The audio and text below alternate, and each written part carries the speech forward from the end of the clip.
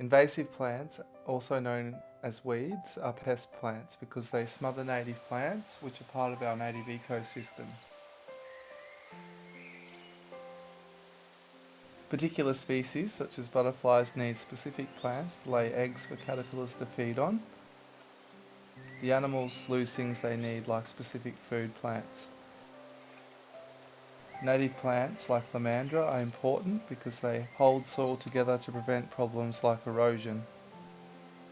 Even at the train station, as you can see, the weeds on the side of the tracks could even potentially derail a train if they're not treated correctly. People walk by weeds everywhere every day. They don't recognise them and are oblivious to the problem. About 65% of weeds are garden escapees, which are sold at nurseries to unsuspecting gardeners.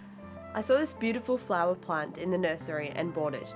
I thought it would be nice to give them to Mary, a friend who also loves gardening, and she came back with her son who works in conservation and land management. He told me that beautiful, attractive looking flower is actually lantana, which is a weed. Honestly, I didn't know. I had no idea. This is very frustrating because it's now a real problem because of lack of awareness. That's why the weeds spread.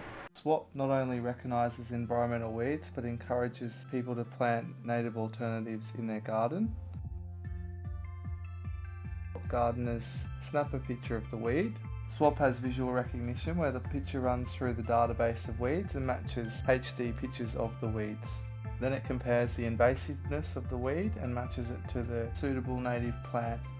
And the system allows the gardener to trade the weed for a beautiful native plant in it, which they will then plant into their garden.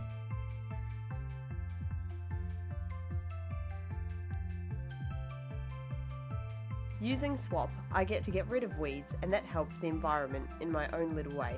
And I also get a nice native plant to make my garden more beautiful.